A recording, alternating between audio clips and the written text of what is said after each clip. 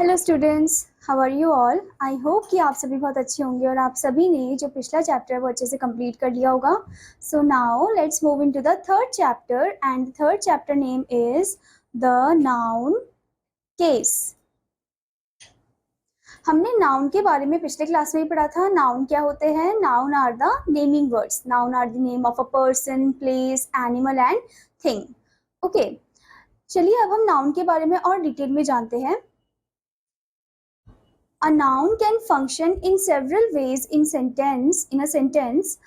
First thing, when a noun functions as the subject of a verb in a sentence, it is said to be in the nominative case. मतलब जब noun function करता है as a subject of a verb, मतलब verb को एक subject form में जब वो नाउन फंक्शन करता है एक सेंटेंस में, तो उसको हम नॉमिनेटिव केस बोलते हैं। ठीक है, जैसे कि for example Sachin killed a snake. Sachin ने एक स्नेक को मारा। ठीक है, तो सचिन जो है यहाँ पर वो क्या है? सब्जेक्ट है, एंड बाकी का जो है आपका वो क्या है? प्रेडिकेट है। ओके, सो यहाँ पर मेन आपको सब्जेक्ट दिया गया, यानी कि ये क्या है? Nominative case of noun. Okay, now the next example is Surabhi ate ice cream. Surabhi यहाँ पर क्या है? सब्जेक्ट है, so this is the nominative case. The noun Sachin is the subject of the verb killed. The noun Surbhi is the subject of the verb ate. We therefore conclude that the nouns Sachin and Surbhi are in the nominative case. तो यहाँ पर जैसे आपको बताया गया है कि जो नाउन सचिन है वो सब्जेक्ट है of the verb killed. Okay, और जो नाउन सुरभि है वो subject of the verb ate. So therefore हम कंक्लूड कर सकते हैं कि सचिन और सुरभि जो है ये दोनों नॉमिनेटिव केस में है, are in the nominative case. Now before going further there is a note to find out the subject of a verb put who और व्हाट बिफोर इट। अगर हमें फाइंड आउट करना है कि कौन है सब्जेक्ट, मतलब उस सेंटेंस का कौन है सब्जेक्ट, तो हम कुछ क्वेश्चंस पॉइंट है जो हम पुट आउट कर सकते हैं, जैसे कि हु और व्हाट। ओके, जैसे कि in sentence one who killed a snake, sentence one में हम ये वाला क्वेश्चन पुट कर सकते हैं कि किसने स्नेक को मारा? हु। ओके, तो यहाँ पर हु क्या है? सचिन है, सो सचिन इज द सब्जेक्ट, तो सचिन यहाँ पर क्या है? सब्जेक्ट है। Next one, in sentence two who ate ice cream, किसने आइसक्रीम को खाया? वो कौन है? सुरभि है। Okay, so Surabhi is the subject, तो सुरभि यहाँ पर क्या है? सब्जेक्ट है। Now the second part is when a noun functions as the object of a verb in a sentence, it is said to be in the objective or accusative case. मतलब जब noun function करता है as the object of a verb, ठीक है, verb के object form में जब वो फंक्शन करता है एक सेंटेंस में, तो उसको हम ऑब्जेक्टिव केस या फिर एक्यूजेटिव केस ऑफ नाउन बोलते हैं। ओके, जैसे कि for example father praise Priyam for his sincerity. Father ने प्रियम को प्रेज किया उसकी सिंसियरिटी के लिए, तो यहाँ पर जो ऑब्जेक्ट है वो क्या है? प्रियम है। Okay, next example is the horse kicked the boy. Horse ने बॉय को लात मारी, तो यहाँ पर जो द बॉय है वो आपका क्या है? ऑब्जेक्टिव है। Okay, now Priyam is the object of the verb praised, the boy is the object of the verb kicked. We therefore conclude that the nouns Priyam and the boy are in the objective or accusative case. अब यहाँ पर जो प्रियम है वो object है कौन से verb का? प्रेज्ड वर्ब का। और द बॉय जो है वो ऑब्जेक्ट है कौन से वर्ब का? किक्ड वर्ब का। सो इसका मतलब हम बोल सकते हैं कि the noun Priyam and the boy जो है वो आपके ऑब्जेक्टिव केस या फिर एक्यूजेटिव केस में आते हैं। ठीक है, now before going further there is a note to find out the object of a verb we put what or whom after it.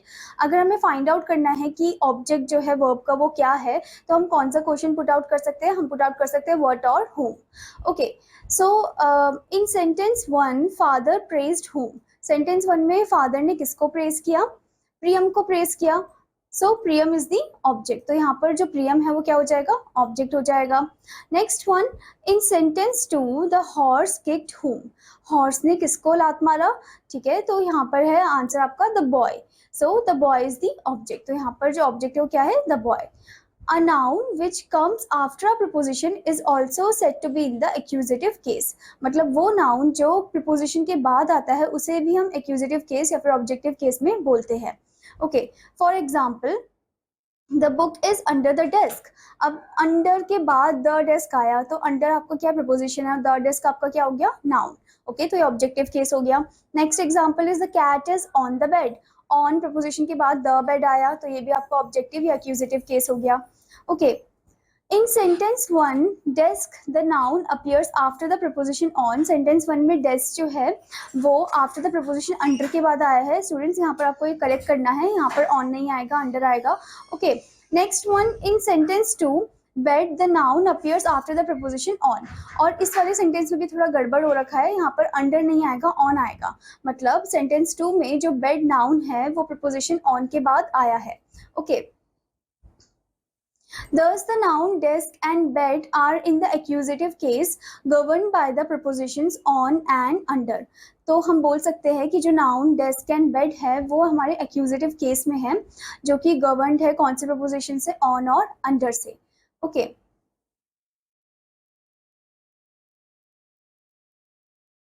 some verbs like give, ask, offer, promise, tell, teach take two subjects. Tell, teach, take two objects after them. कुछ ऐसे verb होते हैं जैसे कि give, ask, offer, promise, tell, teach, ये जो है दो ऑब्जेक्ट लेते हैं उनके बाद. Okay, one of these objects refer to some person, the other refers to something. कुछ होता है जो कोई पर्सन को रिप्रेजेंट करता है, रेफर करता है, कुछ होता है जो कुछ थिंग को रेफर करता है. The noun naming the person is said to be of the noun naming the person is said to be the indirect object of the verb. The noun naming the thing is said to be the direct object of the verb. मतलब वो noun जो name कर रहा है person को उसे हम indirect object बोलेंगे वर्ब का, एंड वो नाउन जो नेम कर रहा है किसी थिंग को उसे हम डायरेक्ट ऑब्जेक्ट बोलेंगे वर्ब का. Okay, for example, Sudha gave Varun a ball. जैसे कि सुधा ने वरुण को बॉल दिया. Okay, so here you can clearly see that there is one subject and there is another one is object. Okay, next one, the teacher taught Vishal history. Teacher ने विशाल को history पढ़ाया. In sentence one, Varun and ball are both objects of the verb gave. अब हम sentence one में देख सकते हैं हम sentence one में देख सकते हैं कि two objects हैं, जैसे कि वरुण और बॉल. ठीक है, so वरुण और बॉल जो है ये दोनों objects है कौन से verb का, gave verb का. Varun is the indirect object and ball is the direct object. जबकि वरुण जो है वो इनडायरेक्ट ऑब्जेक्ट है, बॉल डायरेक्ट ऑब्जेक्ट है, क्योंकि Sudha gave Varun a ball. Okay, तो बॉल जो है वो क्या हो गया, हमें डायरेक्ट ऑब्जेक्ट है, किसको मिली, वो एक इनडायरेक्ट ऑब्जेक्ट यानी कि वरुण को मिली. Okay, now in sentence two, Vishal and history are both objects of the verb taught. Sentence two में जो विशाल और हिस्ट्री है वो दोनों ऑब्जेक्ट है ऑफ द वर्ब टॉट के. Vishal is the indirect object and history is the direct object. Vishal जो है वो आपका इनडायरेक्ट ऑब्जेक्ट है और हिस्ट्री जो है वो आपका डायरेक्ट ऑब्जेक्ट है. ओके, सो यहाँ पर जो हिस्ट्री है वो पढ़ाया गया, किसको पढ़ाया गया, एक इनडायरेक्ट ऑब्जेक्ट कौन है यहाँ पर, विशाल है. Okay, now third part, when a noun shows possession it is said to be in the possessive or genitive case. जब noun जो है कुछ possession दिखाता है तो उसे हम possessive या फिर genitive case में बोलते हैं. Okay, जैसे कि for example prince coat is very expensive, those beggars clothes were torn and dirty. Clothes were torn and dirty. In sentence 1, prince coat means the coat possessed by prince or the coat belonging to prince. अब हमने देखा sentence one में कि Prince के बाद apostrophe S लगाई, यानी कि वो जो कोट है वो किसको पोजेस है, यानी कि वो जो कोट है किसको बिलोंग करता है, वो प्रिंस को बिलोंग करता है. Okay, so that means that coat belongs to the prince. Now next one, in sentence two, beggars clothes means the clothes possessed by beggars or the clothes belonging to beggars. beggar cloth का मतलब है कि वो जो clothes है, वो जो कपड़े हैं वो beggar को belong करते हैं. Okay, now before moving further there is a note. An apostrophe is added to a noun to show ownership. हम apostrophe को add करते हैं ताकि हम ownership दिखा सके एक sentence में. The possessive case does not always denote possession. Possessive case हमेशा possession को show नहीं करता है. It is used to denote authorship, origin, kind, etc. ये authorship, origin, kind को भी दिखाता है. Okay, जैसे कि शेक्सपियर्स प्ले. अब यहाँ पर आप देख सकते हैं ऑथर कौन है, शेक्सपियर है. शेक्सपियर के बाद आपका अपॉस्ट्रोफी एस लगा है. Shakespeare plays, the plays written by Shakespeare, मतलब वो प्ले जो शेक्सपियर ने लिखी है. Next one, a mother's love. Okay, the love felt by a mother. Okay, next is the president speech, the speech delivered by the president. Okay, next one, the dog's food, the food meant for the dog. तो यहाँ पर आप देख सकते हो कि different different type of possessive case है। Okay, but ये हमेशा पोजीशन नहीं दिखाएंगे, किसी किसी चीज में जो है ये ऑथरशिप, ओरिजिन और काइंड भी शो करता है। Now the next topic is formation of the possessive case, कि कैसे ये फॉर्मेशन होता है। सबसे पहले when the noun is singular, the possessive case is form by adding apostrophe s to the noun, the king's crown, for example the king's crown, uncle's office. अब यहाँ पर बोला है जब नाउन सिंगुलर में होता है तो इसमें एक पोजेसिव केस फॉर्म करने के लिए हम अपॉस्ट्रोफी एस ऐड कर देते हैं, जैसे कि for example the Kings crown.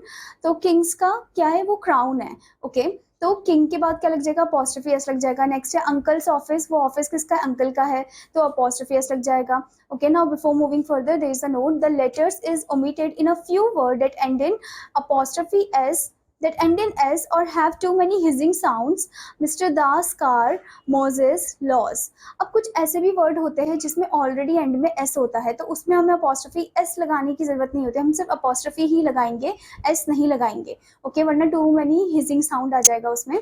So for example mister Das car, हम ये नहीं बोल सकते मिस्टर दास कार। ओके, तो यहाँ पर बहुत सारे s हो जाएंगे फिर, सो हम सिर्फ अपॉस्ट्रोफी लगाएंगे उसमें। Okay, now second point is when the noun in plural and ends in s, the possessive case is formed by adding only an apostrophe। जैसे कि अभी बताया था कि जब नाउन प्लूरल है और वो एंड हो रहा है लाइक एस में ही एंड हो रहा है इटसेल्फ। ओके, तो हम उसमें अपॉस्ट्रोफी एस नहीं लगाएंगे, सिर्फ हम उसमें अपॉस्ट्रोफी ही लगाएंगे। ओके, जैसे कि for example boys boarding school, the soldiers uniform, जैसे बॉयज बोर्डिंग स्कूल और soldiers uniform.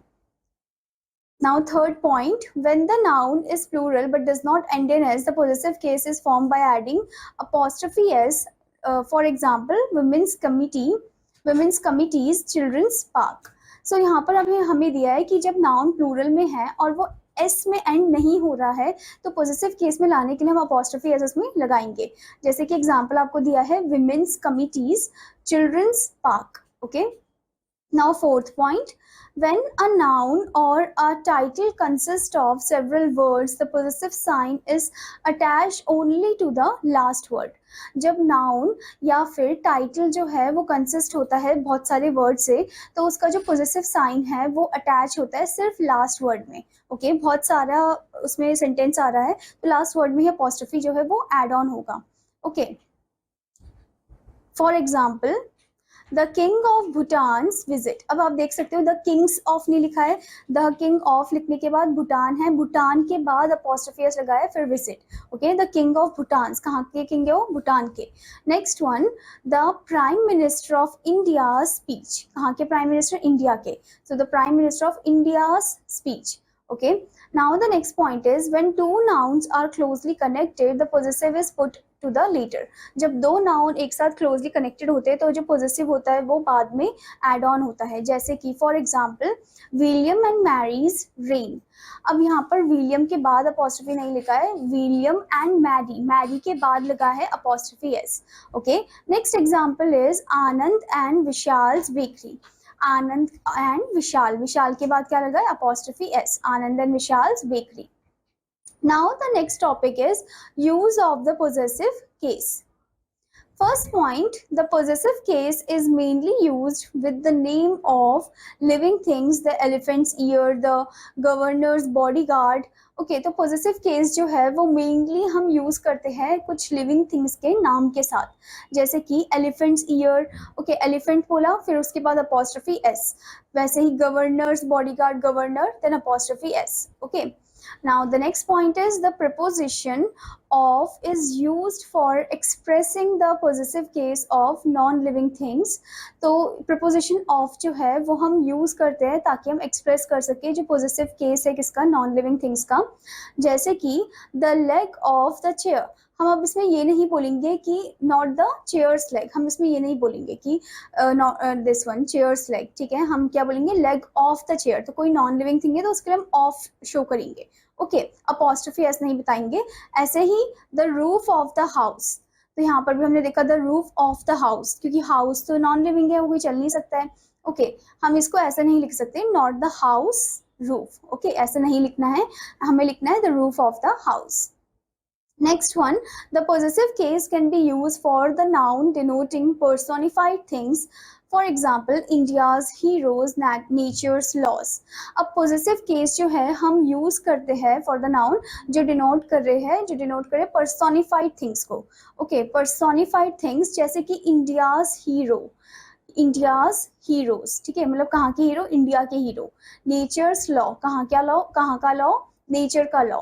Okay, so this one is the personified things. Now next point is the possessive is used with noun denoting time, space, weight or 2 days leave.